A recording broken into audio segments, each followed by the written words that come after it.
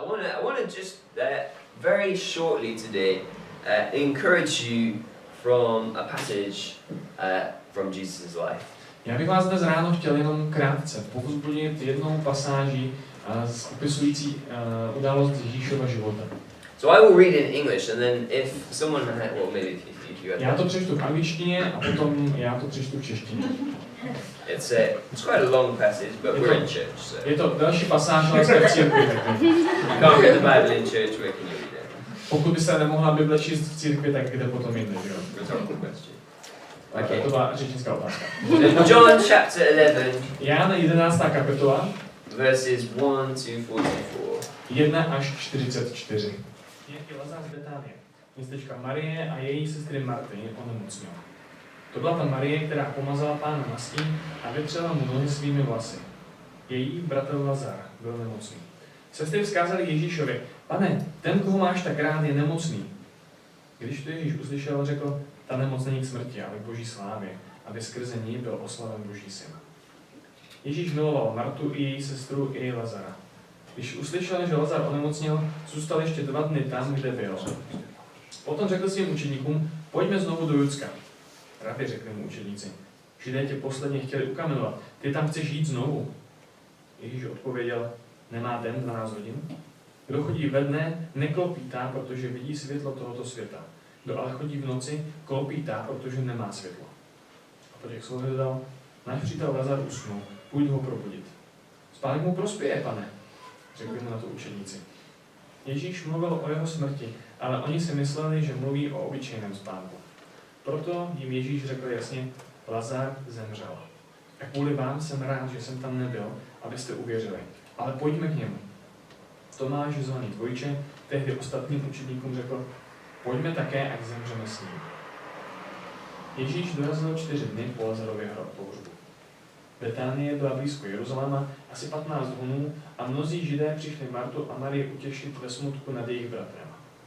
Jakmile Marta uslyšela, že přichází Ježíš, vyšla mu naproti, ale Marie zůstala doma. Pane, kdybys tu byl, můj bratr by nezemřel, řekla mu Marta. I teď ale vím, že o cokoliv Boha požádáš, to ti Bůh dá. Tvůj bratr vstane, řekl jí Ježíš. Vím, že vstane. Při vzkříšení poslední den, odpověděla Marta. Já jsem vzkříšení i život, řekl jí Ježíš. Kdo věří ve mě, i kdyby zemřel, bude žít. A každý, kdo žije a věří ve mě, nezemře na věky. Věříš tomu? Ano, pane, odpověděla. Já jsem uvěřila, že ty jsi Mesiáš, Boží syn, který má přijít na svět. A když to řekla, odešla a tajně zavolala svou sestru Marii. Mistr je tu a volá tě. Ta, jakmile to uslyšela, rychle vstala a šla k němu. Ježíš ještě nepřišel do vesnice, ale byl na tom místě, kam mu vyšla naproti Marta. Židé, kteří byli s Marií v domě a utěšovali ji, uviděli, že rychle vstala a šla ven, a tak se k ní přidali. Mysleli si, jde plakat k hrobu. Jakmile Marie přišla na místo, kde byl Ježíš, a spatřila ho, padla mu k nohám se slovy: Pane, kdybys tu byl, můj bratr by nezemřel. Ježíš uviděl, jak pláče a jak pláčou Židé, kteří přišli s ním. Hluboce pohnul v duchu a rozrušeně se zeptal: Kam jste ho položili? Pojď se podívat, pane, řekl. Ježíš se rozplakal. Podívejte, jak ho měl rád, řekli Židé. Někteří ale namítli: Když otevřel oči slepého, nemohl se postarat, aby tenhle člověk nezemřel? V hlubokém rozrušení přišel Ježíš až k hrobu. Byla to jeskyně zavalená kamenem. Odvalte ten kámen, řekl Ježíš. Pane, to už zapáchal.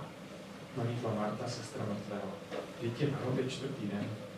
Neřekl jsem ti, že když budeš věřit, uvidíš Boží slávu, odpověděl jí Ježíš. Když pak odstranili kámen od hrobu, Ježíš pozvedl oči a řekl: Otče, děkuji ti, že jsi mě vyslyšel. Já vím, že mě vždycky slyšíš, ale říkám to kvůli zástupu, který stojí kolem, aby uvěřili, že jsi mě poslal. Jakmile to dořekl, zvolal mocným hlasem: Lazare, pojď ven! A ten, který zemřel, vyšel ven. V ruce i nohy měl svázané plátny a tvář měl odnutou rouškou. Rozvažte ho a nechte ho jít, řekl jim Ježíš. So it would have been a lot quicker just to preach on Jeremiah 29:11. Bylo by mnohem rychlejší kázat na Jeremiáše 29:11. But I think it's worth hearing the whole story. Ale mám dojem, že stojí za to slyšet celý ten příběh. Because if we just have the beginning bit, we have a man who dies and that's sad. Protože pokud bychom přečetli jenom začátek, tak tam máme muže, který umřel. But if To we bylo just, smutné. but if we just go to the end, we miss what's happening. Where are we? A kdybychom zase přečetli jenom ten závěr, tak bychom propásli všechno to, co se dělo okolo toho, kde vlastně jsme. So shortly, just for a short time, let's go through this story and let's see what we can learn about Jesus. Pojďme si ten příběh teď projít a podívat se, co nám ukazuje o Ježíši. So we have set the scene. We have Jesus and his disciples, maybe 2 days, 1 or 2 days walk away from where this is happening. Na začátku vidíme Ježíše spolu s učedníky nějaký den, možná 2 dny, cesty daleko od místa, kde se tohle odehrává, od Betánie. And someone comes with some awful news. Jesus, the one who you love, your friend, is near to death. A někdo přichází s dost znepokojivou zprávou. Ježíši, ten, koho máš rád, je na smrt nemocný. I think it's probably an experience that we have all had at some point, and it's not an easy one. Myslím, že něco podobného jsme zažili všichni, že tahle zpráva přišla ke každému z nás a to není lehká situace. So Jesus gets up immediately and goes. Ale se Ježíš okamžitě zvedá a vyráží. No, Ne, he waits for 2 days. čeká další 2 dny. I don't know why, Já netuším proč. but often we don't know why God is working at a certain pace in our lives. Ale stejně tak častokrát v životě netušíme, proč Bůh pracuje konkrétním tempem v našem životě. But as we see later, it was the right time. Ale jak uvidíme později, bylo to správné načasování. And Jesus did not say, right there and then, A Ježíš v tu chvíli, v tom momentě ještě neřekl, he has done something terrible to cause this. že by vůbec neřekl, že Lazar udělal něco špatného, co způsobilo tuhle situaci. There's no hope. A už není žádná naděje. What he says is, it is for the glory of God that God may be glorified through it. Místo toho říká, tohle je pro Boží slávu, aby Bůh byl skrze to oslaven. So after 2 days, he goes with his disciples and makes that journey. O 2 dny později vyráží, But when they get there, they find that Lazarus is already dead. ale když přicházejí na místo, zjistí, že Lazar je už mrtvý. In fact, he's already been dead for 4 days. Je už mrtvý 4 dny. So even if they had left immediately, they probably would have been too late. Takže i kdyby vyrazili okamžitě, nejspíš by došli pozdě. So you can imagine the scene as people are incredibly upset. Dokážete si asi představit tu scénu. Lidé tam jsou velice zarmoucení. This is not looking like a story about a life. Tohle nevypadá jako příběh po životě. So Jesus then says, A potom Ježíš říká, well, before they leave actually, backtrack. ještě kousek zpátky, vlastně předtím, než odcházejí, tak říká, Jesus says Lazarus has fallen asleep. Lazar usnul. He actually knows Jesus knows that Lazarus has died, Ježíš už ví v tu chvíli, že Lazar umřel, but he says he's fallen asleep. ale říká, usnul. And this was a common way of talking about death. Což byl běžný způsob, jak se o smrti mluvilo. Maybe a bit like culture in England, they did not like to talk about death. Možná podobně jako v Anglii, v té kultuře prostě se lidé neradi mluvili o smrti. And we don't like to think about it My o ní taky neradi přemýšlíme. because it's painful Je bolestivá and it's awful. a hrozná.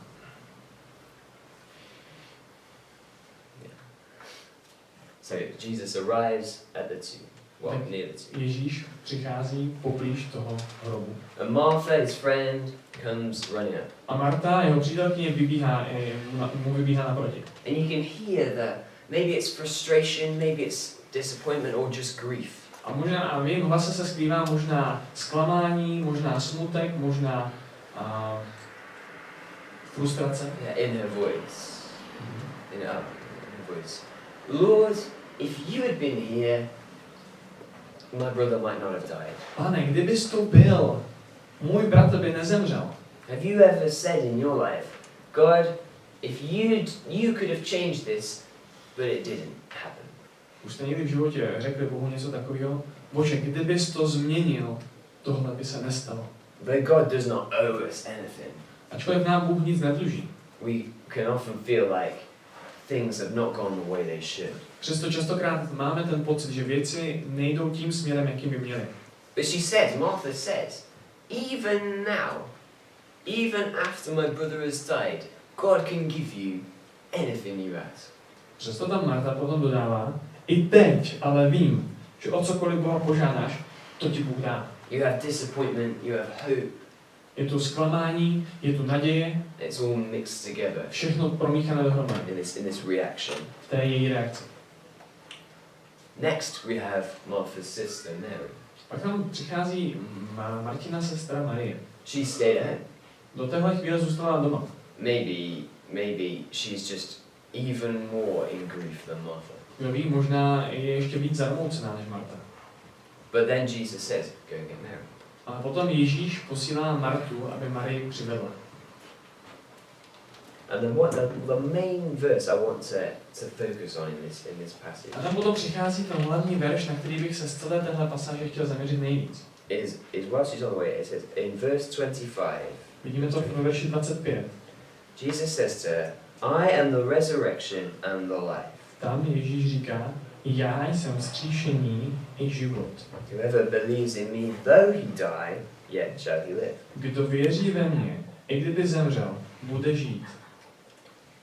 Now actually, Thomas shared something similar during the camp. Tomáš o něčem podobném mluvil na kempu. Jesus doesn't say, I have life.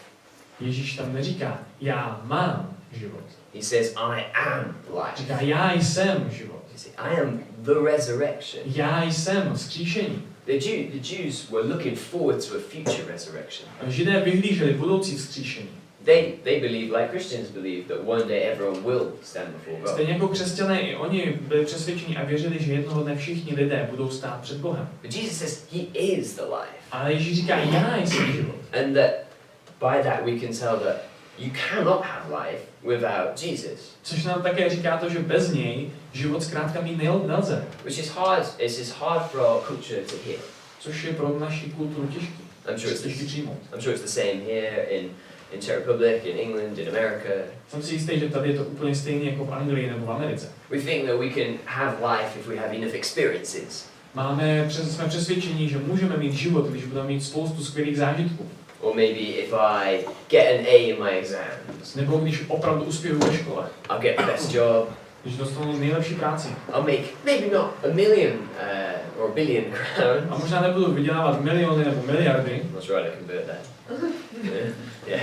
But I'll make enough to buy lots of nice things, to have a nice house. Ale vydělám dost na to, abych si koupil spoustu hezkých věcí a krásný barák.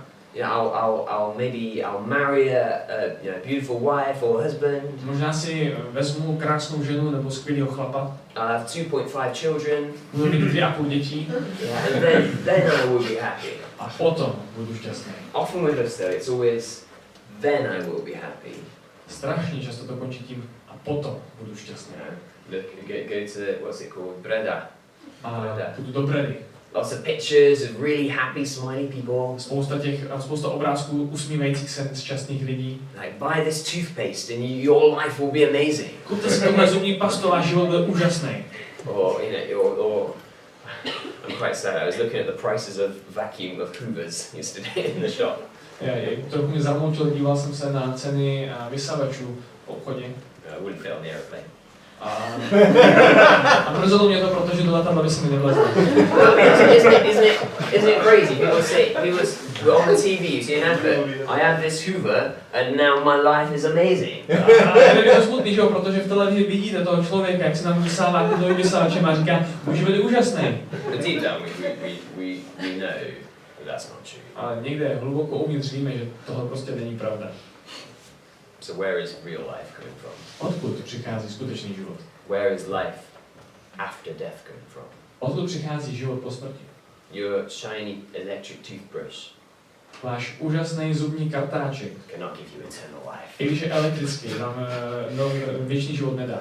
Your Hoover cannot give you eternal life. Váš vysavač vám nový život nedá. Your mobile phone or your 1000 friends on social media Váš telefon, i když vás spojuje s 1000 přáteli na sociálních médiích, cannot give you eternal life. vám věčný život nedá.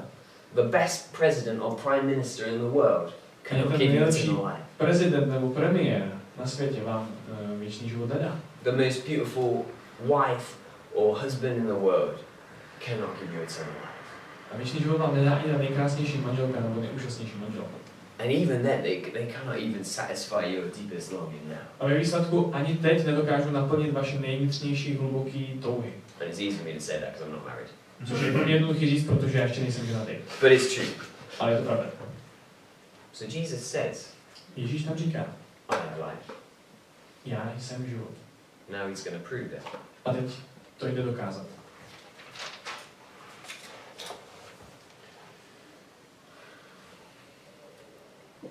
Jesus tells Martha, Ježíš říká Martě, just believe and you will see the glory of God. věř a uvidíš Boží slávu. So he walks, they walk up to the tomb. A přicházejí k tomu hrobu. You can imagine the crowd there. Dovedete si představit ten zástup, který tady shromážděný. They're talking, where's he going? What's he doing? Co se děje? Co tady udělá? Mourning went on for a long time in that culture, so they thought maybe he's going to mourn as well at the tomb. V tehdejší době truchlení trvalo dny, ale jak si říkají, asi přichází truchlit. We get to the tomb. Přicházíme k hrobu.